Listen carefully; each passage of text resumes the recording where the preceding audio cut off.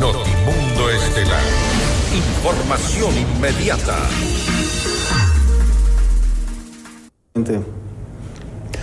La condonación del impuesto a la renta, la extinción de deudas hasta el salario básico con el SRI, entre otros, son los beneficios que contempla la Ley de Alivio Financiero aprobada por la Asamblea Nacional. Esta es la entrevista de Fausto Yepes. Hoy con... En los estudios de FM Mundo estamos con el economista Damián Larco, director del Servicio de Rentas Internas, para hablar sobre la Ley de Alivio Financiero, también de la recaudación del IVA, que se mantendrá en el 15%, entre otros temas. También abordaremos sobre la denominada Ley Antipillos, un tema que está siendo motivo de debate, sobre el cual se ha discutido si es o no recaudatoria. Las críticas van al menos en esa dirección. Economista, bienvenido. Muchísimas gracias por la invitación, un saludo muy afectuoso a la audiencia. Creo que es importante. Comencemos por el tema del impuesto al valor agregado. Se mantendrá en el 15%. Hay preocupación en principio sobre si es que esto se podría o en qué momento se podrá generar una recuperación económica si es que vamos a mantener con un impuesto que de todas formas afecta a los ciudadanos en general, a los consumidores y evidentemente a los comercios. Bueno, este año 2024 ya nos encontramos en recuperación económica. Nosotros recibimos una economía, unas finanzas públicas totalmente enfermas, en terapia intensiva, y el día de hoy podemos decir que la economía se encuentra en recuperación. Si hacemos un balance, recibimos el gobierno en la caja fiscal apenas 180 millones de dólares que no alcanzaban ni siquiera para pagar los sueldos del sector público. Las fuentes de financiamiento externo estaban totalmente cerradas. El déficit fiscal era de 5.000 millones de dólares. Eran cifras totalmente preocupantes.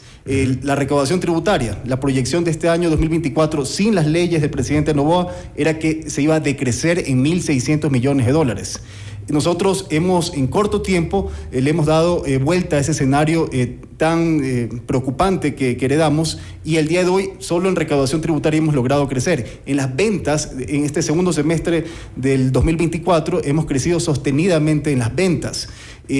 Vemos en noviembre las ventas del Black Friday fueron totalmente un éxito, tenemos un récord en ventas, la inflación ha disminuido, entonces todo este panorama que se avisoraba pues no ha ocurrido, y más bien estamos hoy en día en una recuperación económica, y las leyes del presidente Noboa, las medidas que tomó, que eran difíciles pero oportunas y necesarias para tener unas finanzas públicas saludables. Durante el 2024 lo disfrazamos de conflicto armado interno, y ahora ¿cuál es la razón, el argumento para mantener el 15%?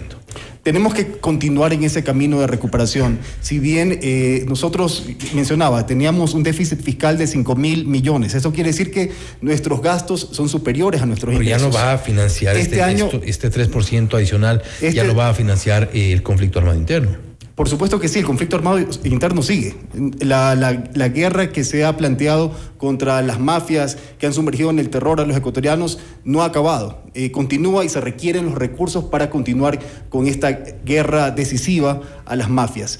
Y por eso es que se plantea, de acuerdo a un análisis de las finanzas públicas, mantener el IVA al 15% y tener los recursos para poder atender esta crisis de inseguridad. ¿Qué otras de las prioridades existen dentro del plano económico? Porque, por ejemplo, vamos a entrar ya en materia de la Ley de Alivio Financiero, que es un tema que ha sido también interpretado como tirar el problema más adelante, quizá salvar esta coyuntura preelectoral ahora, electoral ya mismo, y ya veremos qué pasa en 2025.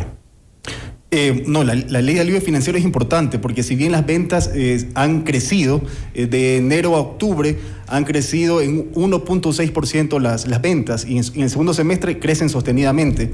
Eso de acuerdo a cifras oficiales del Servicio de Rentas Internas, ya son ventas declaradas. Y esto lo que nos demuestra es que las proyecciones que habían hecho ciertas cámaras de unas pérdidas en ventas de un 20% de contracción de ventas no ha ocurrido.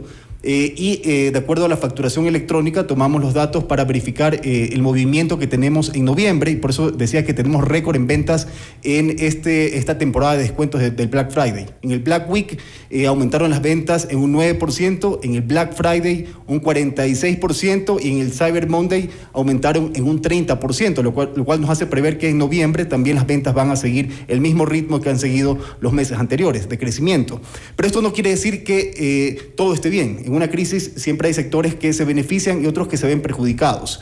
Y en este sentido son los más vulnerables los microempresarios, los emprendedores, los pequeños comerciantes que se han visto afectados, y es por ello que el presidente Noboa establece esta ley de alivio financiero que está enfocada justamente en mantener los negocios y que se sostenga el empleo de las familias ecuatorianas. Precisamente porque es un sector que ha sido doblemente golpeado. La crisis energética evidentemente nos ha llegado a todos, pero con especial atención en negocios pequeños, pequeñas y medianas empresas, algunos incluso emprendimientos que han debido cerrar en algunos casos por eso, y si le sumamos el IVA al 15%, también es algo que ha generado una suerte de recesión. El sector comercial lo ha reconocido así.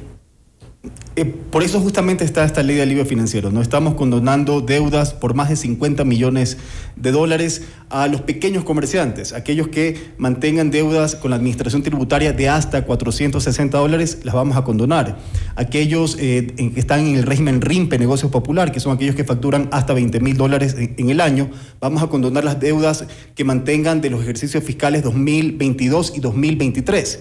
Y esto lo que busca es que aquellos pequeños comerciantes que dieron el salto a la formalidad se mantengan en la formalidad, no cierren el RUC, sigan facturando y mantengan sus negocios. Entonces allí está enfocado. Y tenemos otra medida también como el plan excepcional de pagos por los impuestos retenidos. La ley prohíbe que se hagan acuerdos de pago por impuestos retenidos, que son los impuestos que los contribuyentes practican a sus clientes, y automáticamente deben dar esos impuestos a la administración tributaria. Solo por este periodo excepcional se puede hacer un acuerdo de pagos de impuestos retenidos por un periodo de 12 meses. Los contribuyentes tienen, desde que se publicó la ley, 60 días para ingresar una solicitud de este acuerdo excepcional de pagos. Ahora bien, insisto en el tema de la ley de alivio financiero, porque creo que es importante también el hecho de que va a haber seguramente un alivio. En algunos casos hay también periodos de gracia, por ejemplo en el caso de los hipotecarios con el Seguro Social. Hay otros temas relacionados principalmente a estas deudas, pero eso no es sino trasladar el problema un poquito más adelante, es decir, ya vendrán las cuentas al final, tienen que pagarse. No, por eso justamente era importante tener unas finanzas públicas sanas. Al día de hoy hemos logrado mejorar los ingresos. Vamos a cerrar con menor déficit fiscal. Eso quiere decir que esos mayores ingresos pueden ser utilizados justamente para atender estas crisis, para poder dar estos alivios financieros. Porque si no tuviéramos los recursos, al día de hoy no hubiésemos podido atender la crisis de inseguridad, la crisis energética, otorgar alivios financieros a los contribuyentes. Entonces, por eso es importante haber puesto la casa en orden, que fue lo que hizo el presidente Noboa al llegar al gobierno. Muchos analistas han coincidido en que estamos ya cerrando un 2024 con un periodo de recesión, de contracción económica. ¿Ustedes no lo reconocen así?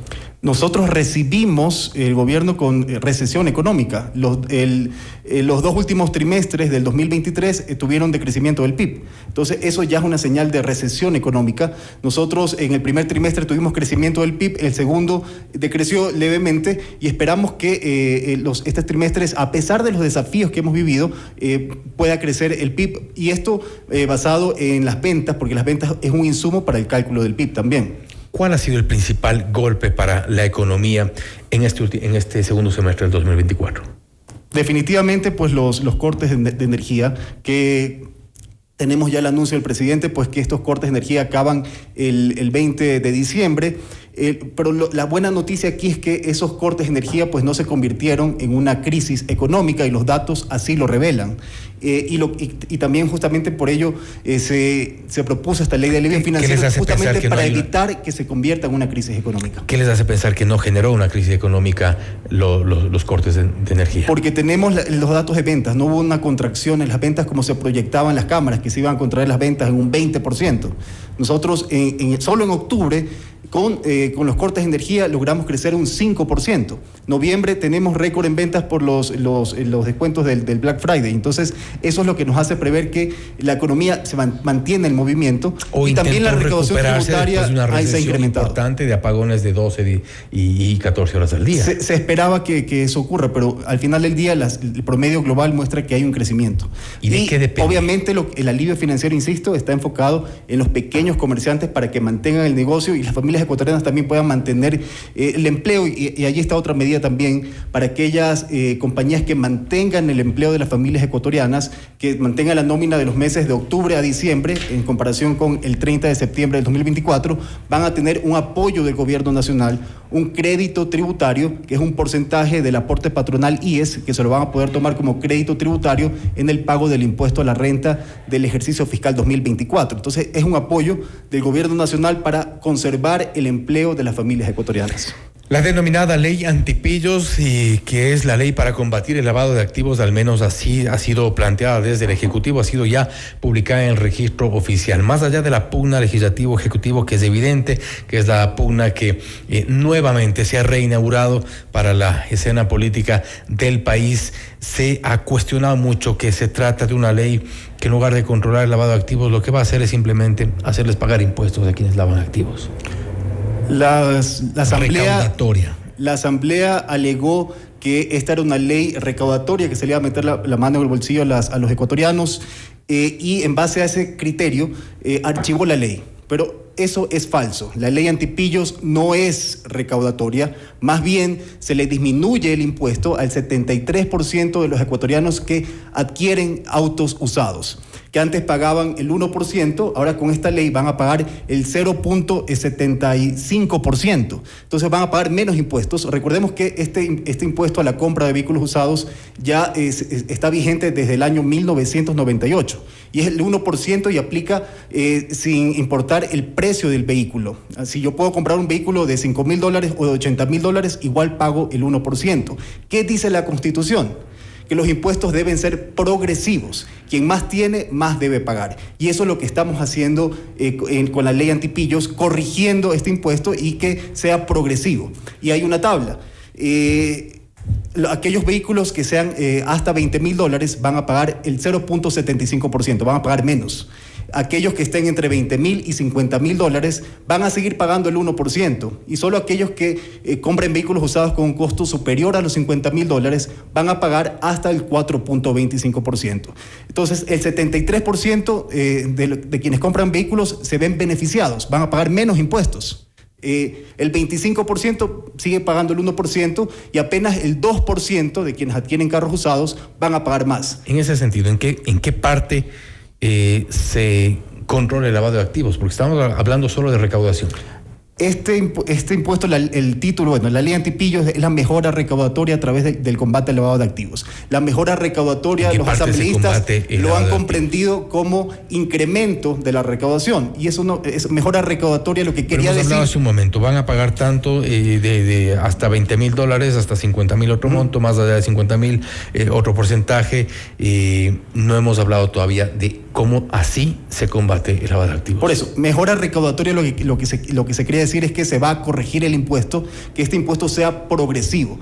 Repito, la Constitución establece que los impuestos deben ser progresivos, como la tabla de impuestos de la renta de personas naturales. Quien más tiene, más contribuye con el país. Estábamos corrigiendo este impuesto porque no puede ser que todos paguen el 1% sin importar el costo del vehículo. Entonces se está corrigiendo. Por eso es una mejora recaudatoria, pero no es por un incremento en los impuestos. De hecho, no vamos a recaudar nada por este impuesto, porque lo que dejamos de recaudar disminuyéndole el impuesto a el 73% de ciudadanos que compran carros usados, se los va a cargar a ese 2% que compran vehículos usados con un costo superior a los $50,000. Así deben ser los impuestos. Es una corrección necesaria. Ahora, han dicho que con esto se va a combatir el lavado de activos. No, estamos corrigiendo el impuesto. Hay otras medidas que están también en la ley. La ley es para combatir el lavado de activos. Pero no podemos decir que con el impuesto vamos a combatir el lavado de activos. Hay otras medidas que también están en la ley.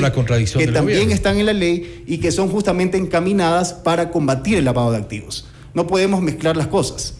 se han basado solo en esta corrección de este impuesto para archivar la ley y no verificar las otras medidas que sí están encaminadas a combatir el lavado de activos. En esta parte, llamémosle antipillos para combatir el lavado de activos, ¿cómo llegamos al propósito, al menos del nombre de esta ley? Porque toda la ley, todos los demás artículos están encaminados justamente a combatir el lavado de activos. Aquí hay solo una ley que le digo, no es recaudatoria porque no vamos a recaudar ni un centavo. Estamos más bien disminuyéndole impuestos a quienes adquieren carros usados. Que es la mayoría de los ecuatorianos que adquieren carros con un valor inferior a $20,000. Les estamos disminuyendo el impuesto. Eso no dijeron los asambleístas. Engañaron a los ciudadanos diciéndoles que se les iba a subir los impuestos cuando más bien se les está disminuyendo los impuestos. Entonces, eso es muy importante aclararlo. ¿Y en qué parte? Vamos entonces un poco a la parte medular. ¿Cómo logramos controlar el lavado de activos? ¿Cómo logramos un poco evidenciar también que hay gran cantidad de la economía se está moviendo a través del lavado de activos? Eso lo hacemos a través del control. El Servicio de Rentas Internas no es el encargado, no es el competente para combatir el lavado de activos, pero nosotros con la UAFE, la información que hacemos, que obtenemos en nuestra gran base de datos, detectamos indicios de lavado de activos que los alertamos a la UAFE en estos casos, o a la Fiscalía directamente en otros casos, para que ellos puedan seguir con la investigación. Entonces, estamos mejorando los controles justamente desde nuestra cancha para mejorar los controles, optimizar estos controles y también coadyuvar en el combate al lavado de activos. ¿Mejorar los controles o hacerlos más efectivos dependía de una ley? Estamos mejorando.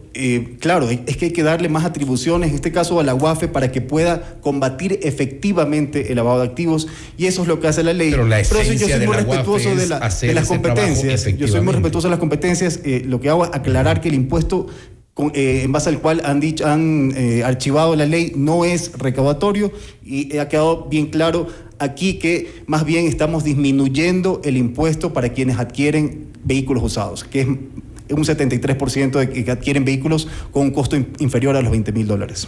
Economista, nuevamente gracias por haber estado con nosotros. Gracias. El economista Damián Larco, director del Servicio de Rentas Internas, hablando sobre algunos de los temas relacionados a la recaudación. Primero, la ley de alivio financiero. La recaudación del 2024 deriva al 15%, además, que se mantendrá, y cómo esto podría, según el Servicio de Rentas Internas, significar también un proceso de recuperación según los números que manejan. Al menos así habría sido durante estos últimos meses del 2024, y también respecto de la denominada ley antipillos.